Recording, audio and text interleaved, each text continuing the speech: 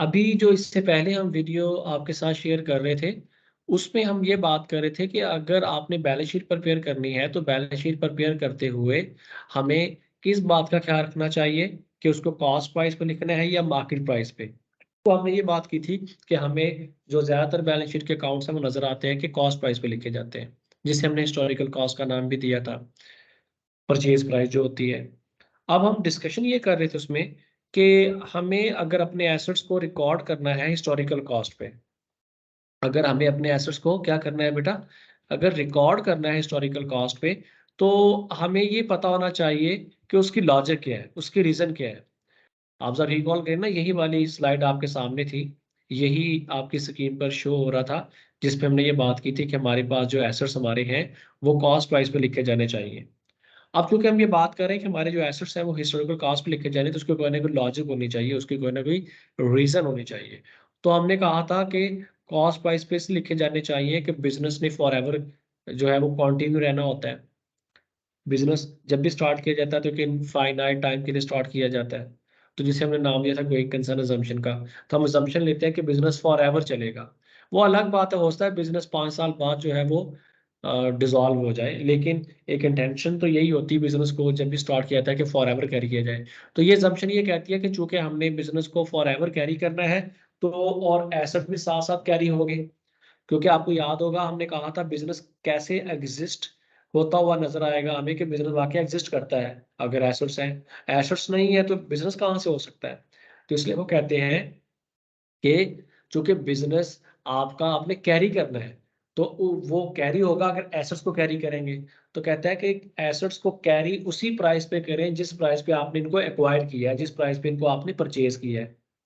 तो इसलिए ये असम्पशन गोइंग कंसर्न असम्पशन ये कहती थी चूँकि बिज़नेस को आपने फॉरएवर कैरी करना है, तो एसेट्स को कैरी करना है आपने, ना कि सेल करना है। तो ये असम्पशन ये कह रही थी कि चूँकि एसेट्स को हमने सेल नहीं करना, इसलिए सेल प्राइस पे जो कि मार्केट प्राइस होती है उस पे रिकॉर्ड करना नहीं चाहिए। रादर हमें रिकॉर्ड करना चाहिए इसको किस पे, जो हमारे पास है परचेज़ प्राइस, जो कैरिंग प्राइस उसकी बननी चाहिए, वो वाली। फिर इसके बाद इसकी और रीज़न ये थी कि हमें कॉस्ट पे लिखने का फ़ायदा ये होता है कि हम अपने एसेट की जो कॉस्ट है उसको उसका एविडेंस दे सकते हैं, उसको वेरीफ़ाई कर सकते हैं। वो क्यों? क्योंकि हमारे पास उसका वाउचर, उसकी परचेज़ प्राइस का जो इनवॉइस होता है वो एक्ज़िस्ट करता था। तो वहाँ से वेरीफ़ाई करना, वहाँ से डिटरमाइन करना बड़ा ईज़ी हो जाता है। तो इसलिए हम ये कहते थे कि हमारे जो एसेट्स हैं उनको कॉस्ट पे लिखा जाना चाहिए, ताकि जितने भी यूज़र्स हैं, अब यूज़र कौन से थे? फॉर एग्ज़ाम्पल मैनेजमेंट है, फॉर एग्ज़ाम्पल ओनर है, फॉर एग्ज़ाम्पल बैंकर है, फॉर एग्ज़ाम्पल गवर्नमेंट है, फॉर एग्ज़ाम्पल जिससे आपने अपनी इन्वेंटरी उधार परचेज़ करनी है, कोई भी यूज़र हो सकता है। तो उसने अगर आपके एसेट्स की प्राइस चेक करनी है, वर्थ चेक करनी है कि बिज़नेस का वॉल्यूम क्या है, भाई बिज़नेस की वर्थ क्या है? तो वो सबको आंसर सेम मिलेगा अगर आप कॉस्ट प्राइस पे लिख रहे हैं। लेकिन अगर आपने मार्केट प्राइस पे लिखे थे अपने एसेट्स, तो फिर हर एक को वैल्यू डिफरेंट आ सकती थी। वही एग्ज़ाम्पल रिकॉल करें जो मैंने आपके साथ शेयर की है कि ऑब्जेक्टिव पेपर और subjective paper.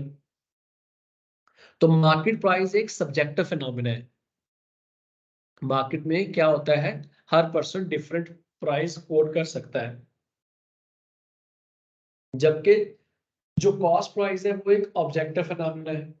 Objective phenomena mean कि कोई भी पर्सन देखेंगे आज या 2 साल बाद या 6 मंथ के बाद वो उसकी वही प्राइस आपको परचेज़ प्राइस मिलेगी जो इनवॉइस पे लिखी हुई है। जबकि सब्जेक्टिविटी जो है वो चेंज होती रहती है। मतलब ऑल्दो मार्केट में 6 मंथ पहले मार्केट प्राइस और थी, 6 मंथ के बाद मार्केट प्राइस और है, लेकिन उस मार्केट में भी पर्सन टू पर्सन उसकी अगर हम उसका अगर वेरीफाई करना चाहें, अगर उसको जस्टिफाई करना चाहें तो डिफरेंट वैल्यूज़ मिलेंगी। तो हम ये बात कर रहे थे चूँकि बैलेंस शीट को हम एक स्टेटमेंट का नाम देते हैं कि बैलेंस शीट एक स्टेटमेंट है। तो अगर एक पर्सन की डिफरेंट स्टेटमेंट्स हो तो उसपे हम यकीन नहीं करते।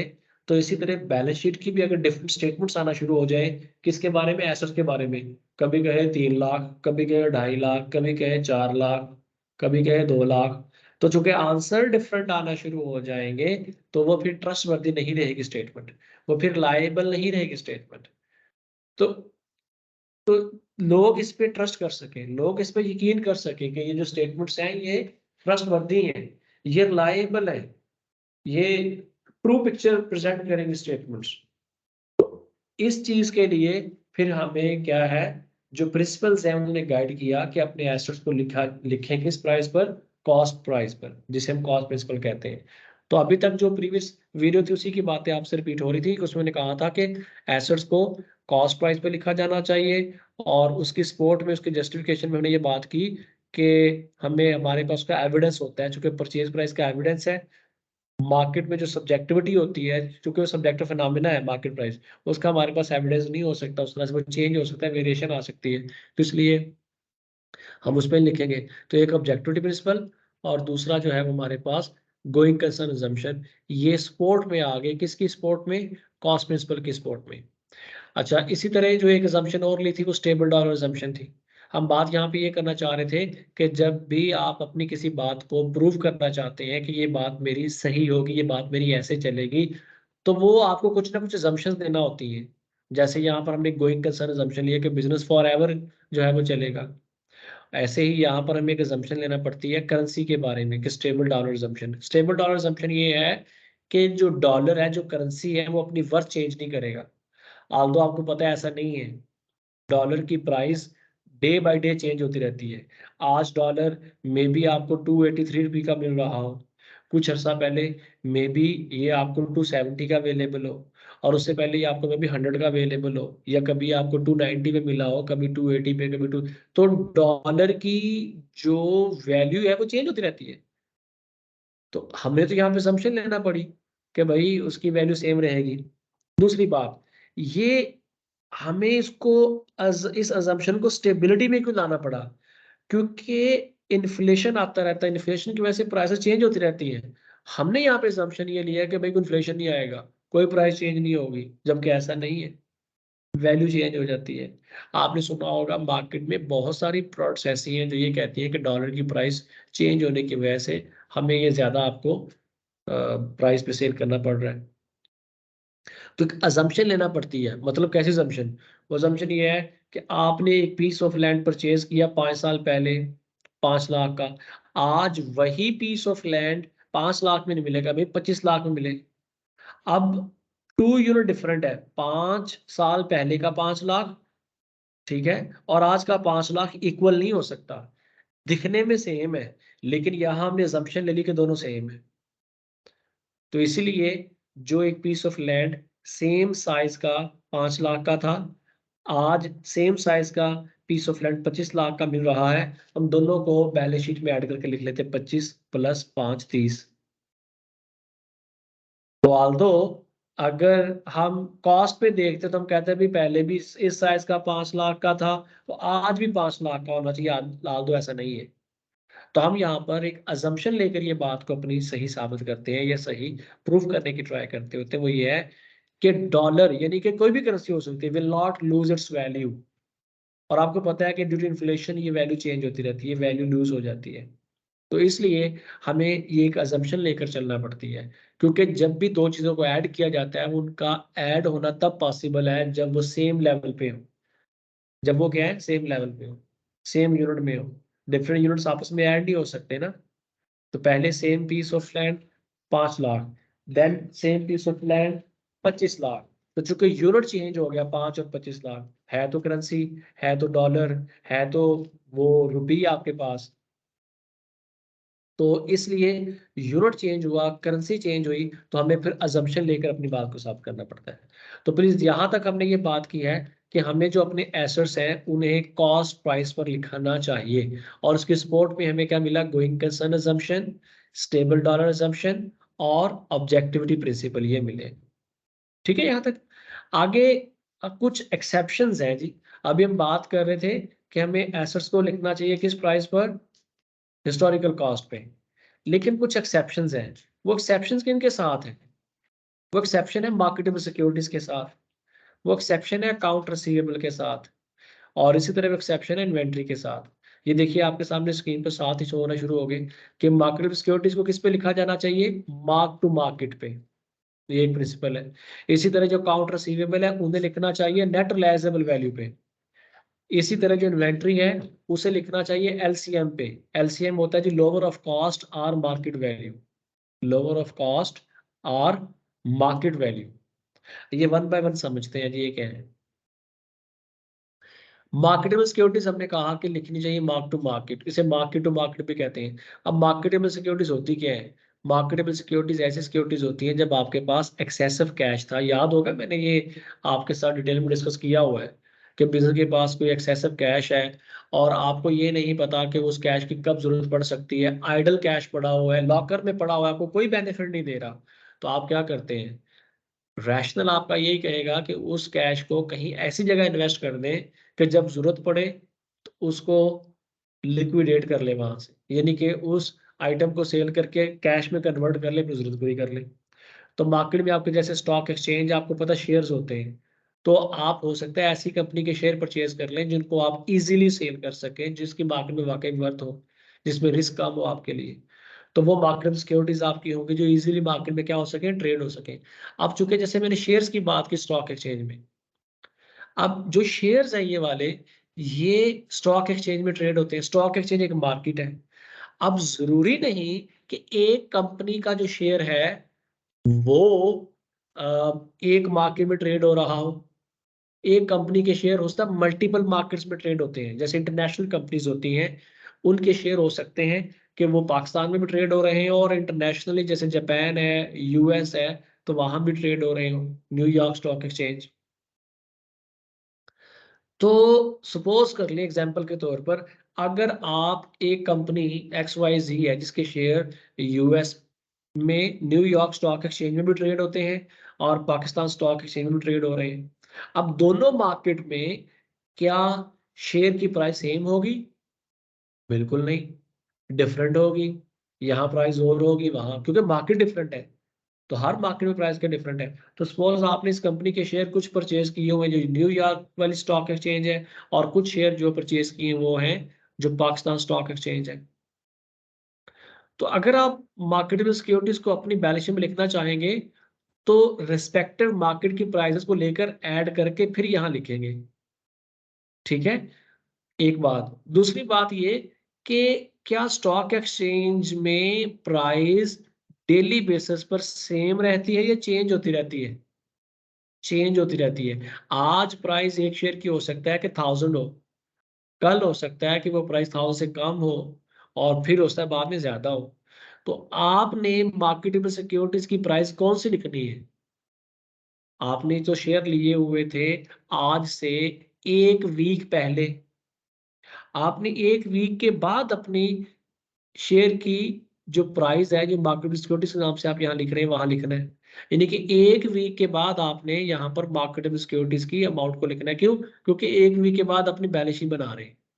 इसको ऐसे ही समझ लें कि एक वीक के बाद आपने अपनी बैलेंस शीट बनानी है, और उस बैलेंस शीट बनाने के लिए आपने मार्केटेबल सिक्योरिटीज की अमाउंट लिखनी है कोई। तो वो अमाउंट कौन सी लिखी जाए? वो परचेज प्राइस लिखी जाए भाई, जिस प्राइस पे आपने वो शेयर्स को परचेज किया था?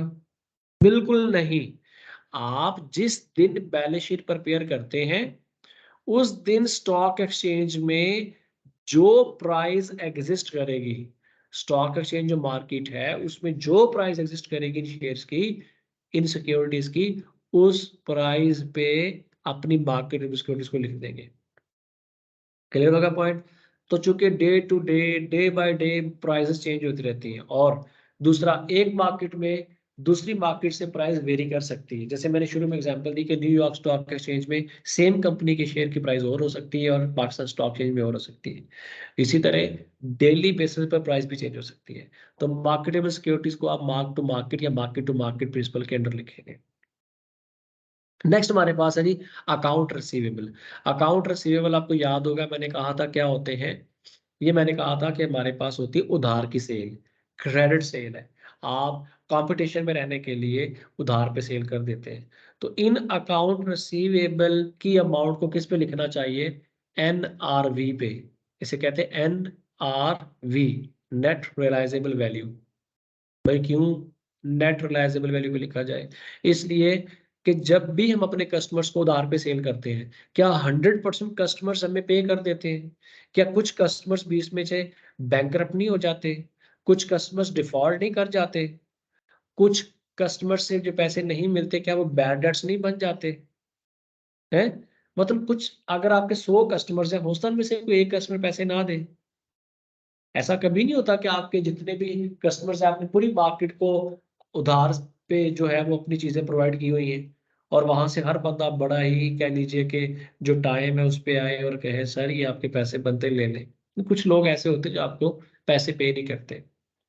आपने अगर 1 लाख की चीज़ें उधार सेल की हुई हैं, तो हो सकता है आपका पास्ट एक्सपीरियंस आपको ये बताए कि 99,000 रिसीव होता है, 1000 आपको रिसीव ही नहीं होगा। 1000 आपका बैड डेट बन जाएगा। 1000 के जो कस्टमर्स हैं वो डिफ़ॉल्ट कर जाते हैं। तो इसलिए ये प्रिंसिपल ये कहता है कि हमें जब भी अकाउंट रिसीवेबल की यहाँ अमाउंट लिखनी है बैलेंस शीट में, तो वो वाली वैल्यू लिखें जो आपको रियलाइज़ होनी है। जो आपको मिलनी ही नहीं है, जो बैड डेट्स है, जो डिफ़ॉल्ट की अमाउंट है, वो आप नहीं लिखेंगे। तो यहाँ क्वेश्चन आपके माइंड में ये रेज़ होगा कि भई ये कैसे पता चले कि जब हम सेल कर रहे हों कि कितने कस्टमर की जो अमाउंट है नहीं मिलनी? कौन से कस्टमर हैं जो नहीं देंगे? तो अगर पहले से ही पता था कि फलाँ कस्टमर नहीं देगा, तो फिर उसको सेल क्यों किया?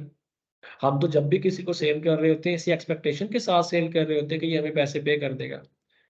तो ये कहाँ से पता चलेगा भई कि ₹1000 नहीं मिलना 1 लाख में से? ये आपकी प्रीवियस जजमेंट, आपका पास्ट का जो एक्सपीरियंस है ये बताएगा। आपकी जो प्रीवियस फाइनेंशियल स्टेटमेंट्स हैं उनसे पता चलेगा। आपकी जो पास्ट कलेक्शन जो प्रैक्टिस है उससे आपको पैटर्न बनता हुआ नज़र आएगा। भाई हमेशा 1% कस्टमर्स ऐसे होते हैं जो मुझे पे नहीं करते। 99% कस्टमर मेरे पे कर देते हैं। सिर्फ 1% कस्टमर्स मेरे ऑन एवरेज वो होते हैं जो हमें पे नहीं करते। हो सकता है एक्चुअल किसी ने 900 ना पे किया हो सकता है एक्चुअल किसी ने 1100 पे किया हो, लेकिन आप एक पहले से एस्टिमेट तो लगाते हैं ना। तो इसलिए यहाँ पर जो अकाउंट रिसीवेबल है, उसे जब भी हमने लिखना है, हमें उस प्राइस पर लिखना है जो हम एक्सपेक्ट कर रहे हैं कि हमें रियलाइज़ हो जाएगी। दूसरी बात आपके मन में ये भी आएगी कि अगर भई 1000 रुपये के मुझे लॉस हो जाना है, डिफ़ॉल्ट हो जाना, तो मैं उधार पे सेल ही क्यों करता हूँ? भई हो सकता है कि ये 1000 जो आपने कॉस्ट बेयर किया उधार पे सेल करके, आपको ये उधार की वजह से आपको जो मुनाफ़ा मिल रहा हो सकता है कि आपको 10,000 मिला हो। तो 10,000 मुनाफ़ा मिला प्रॉफ़िट और 1000 आपको बेयर करना पड़ा। क्यों? आपको 10,000 तब मिलता है जब आप क्रेडिट पे सेल करते हैं, उधार पे सेल करते हैं। कि बहुत सारे कस्टमर्स वो भी आ जाते हैं, अट्रैक्ट हो जाते हैं जो उधार पे परचेज़ करना चाहते हैं। मेबी आप अगर कैश पे सेल करते तो आपका प्रॉफ़िट जो है वो 10,000 से कम हो जाता। क्योंकि बहुत सारे कस्टमर्स ऐसे जो कैश पे बाय ही ना कर पाते, वो आपसे कह लीजिए कि परचेज़ ना करते। जिनकी इस्तात ना होती, जिनके पास अभी कैश ना होता या जो वैसे ही क्रेडिट पे लेना पसंद करते हैं, तो वो कैश पे आपसे बाय ना करते। जब वो बाय ना करते, क्या उनको प्रोडक्ट आप सेल कर पाते? बिल्कुल नहीं। जब सेल ही ना कर पाते तो उसपे कोई प्रॉफ़िट होता? बिल्कुल नहीं। तो यही हम कह रहे हैं कि जो 10,000 है वो हो सकता है सिर्फ़ इसीलिए मिला हो कि आपने क्रेडिट पे सेल किया है। तो जब आपने क्रेडिट पे सेल किया है, तो उस 10,000 का जो मार्जिन है, जो प्रॉफ़िट है, वो मिल किस लिए रहा है? क्रेडिट सेल की वज़ह से। और क्रेडिट सेल की वज़ह से आपको लॉस कितना बेयर करना पड़ रहा है बैड डेट्स का? 1000। तो क्रेडिट सेल की वज़ह से ही 10,000 प्रॉफ़िट मिलता है और क्रेडिट सेल की वज़ह से ही 1000 आपको पे नहीं होता। तो नेट बेनिफिट आपको क्या मिला? 9000। अब बताइए क्या क्रेडिट पे सेल करना चाहिए, नहीं करना चाहिए? हाँ, कलेक्शन पॉलिसी बेहतर ज़रूर करनी चाहिए। आपको एफर्ट ज़रूर करनी चाहिए। वो मेजर ज़रूर अडॉप्ट करने चाहिए कि ये 1000 नेक्स्ट टाइम 1100, 1200, 1500 ना बने। ये कम होता-होता ज़ीरो पे चला जाए। लेकिन ज़ीरो आप कर नहीं सकते, बट आप एफर्ट कर सकते हैं, ट्राई कर सकते हैं bye adopting the efficient measures कि किसी तरह से मेरे जो ये बैड डेट्स हैं, किसी तरह से जो मेरे क्लाइंट्स पे नहीं करते, वो मुझे पे करना शुरू हो जाए। टैक्टिक यूज़ करते हैं आप। अब आगे टाइम मिला तो टॉपिक आपका ये डिस्कस करेंगे कि क्रेडिट मैनेजमेंट जो होता है वो उसमें कैसे आप कैश रिसीव करने की ट्राई करते हैं, मैनेज कैसे करते हैं क्रेडिट को। बड़ा डिटेल टॉपिक है, जब आएगा उसको डिस्कस करेंगे। आगे हमारे पास है जी इन्वेंट्री। इन्वेंट्री को किस प्रिंसिपल पे लिखा जाना चाहिए? एलसीएम, लोअर ऑफ कॉस्ट और मार्केट वैल्यू। एलसीएम की फुल फॉर्म क्या है? लोअर ऑफ कॉस्ट और मार्केट वैल्यू। इन्वेंट्री आपको याद होगा हमने कहा था कि हर वो आइटम जो आप बाय करते हैं with an intention to resale. आपने हो सकता है कि जो इन्वेंट्री थी फर्नीचर था, फर्नीचर आपने सेल करना था इसीलिए बाय किया आपने। सपोज 1 लाख का फर्नीचर है तो कॉस्ट प्राइस क्या बनी उसकी 1 लाख रुपए। तो ये प्रिंसिपल क्या कहता है, दो प्राइसेस चेक करो। कौन सी प्राइस, एक कॉस्ट प्राइस और दूसरी मार्केट प्राइस, और दोनों में चेक करो कौन सी लोअर है। सपोज कॉस्ट प्राइस 1 लाख है और मार्केट प्राइस जो है वो 90,000 है। तो इस प्रिंसिपल के अंडर जब आप बैलेंस शीट बनाएंगे, जिस दिन बैलेंस शीट बनाएंगे उस दिन मार्केट प्राइस चेक की वो 90 है, परचेज प्राइस चेक की वो कितनी मिली 1 लाख रुपए। तो ये प्रिंसिपल ये कहता है कि उस दिन आप यहाँ पर इन्वेंट्री को 90,000 से लिखें। इसी तरह हो सकता है बैलेंस शीट जिस दिन बना रही थी उस दिन मार्केट प्राइस 1 लाख से बढ़कर 1,20,000 हो गई, तो मार्केट प्राइस मिली 1,20,000 और कास्ट प्राइस मिलती है आपको 1 लाख रुपए। तो अब इस प्रिंसिपल के अंडर लोअर प्राइस कौन सी है, कॉस्ट, जो कि 1 लाख है, तो फिर इन्वेंट्री को 1 लाख पे लिखा जाता। ये कुछ एक्सेप्शन थी जो कि मैंने आपके साथ डिस्कस की। बाकी तमाम जो आपके एसेट्स हैं वो हिस्टोरिकल कॉस्ट पे ही लिखे जाएंगे। ठीक हो गया जी। अच्छा, इसके साथ जो है वो हमने जो बात की थी कि हमारे पास यहाँ पर लाइबिलिटीज होती हैं, ऑनर्स इक्विटी होती है। लाइबिलिटीज तो भाई देखें वो प्राइस जो आपने एग्रीमेंट में लिखी हुई है वो कॉस्ट ही होती है, उस पर लिख दी जाएंगी। इसी तरह ऑनर्स इक्विटी में जितना ऑनर ने पैसा लगाया वो भी उसी में लिखा जाएगा जो लगाया हुआ है। रिटेन अर्निंग जो प्रॉफिट एक्चुअल अमाउंट होगी इनकम स्टेटमेंट से वो आ जाएगी। अब लाइबिलिटीज थोड़ा सा वाइंड अप करते हुए कि अभी तक जो हमने देखा है, एसेट्स की हमने क्या बात की थी कि इकोनॉमिक रिसोर्सेज है। लाइबिलिटीज क्या होती है, ये बिजनेस के डेट्स होते हैं जो negative future cash flow show करते हैं एंटरप्राइज के लिए, क्योंकि लाइबिलिटीज के लिए फ्यूचर में आपको कैश पे करना पड़ता है। एग्जाम्पल हमारे पास notes payable, account payable, salaries payable थी। इसी तरह ऑनर्स इक्विटी हमारे पास क्या थी, ये ऑनर्स का क्लेम शो करती है एसेट्स पर। जैसे लायबिलिटीज आउटसाइडर का क्लेम है और फ्यूचर के नेगेटिव कैश फ्लोज हैं, वैसे ही जो ऑनर्स इक्विटी है ये ऑनर्स का क्लेम शो करती है एसेट्स पे जो बिजनेस के हैं। ठीक है, तो बेटा प्लीज ये अभी तक जितना मैंने आपके साथ शेयर किया, डिस्कस किया है, उसे काइंडली आप लोग जरूर रिपीट कर लें। कोई क्वेश्चन, कोई क्वेरी या कोई एम्बिगुइटी है तो वो जरूर मुझसे पूछा करें।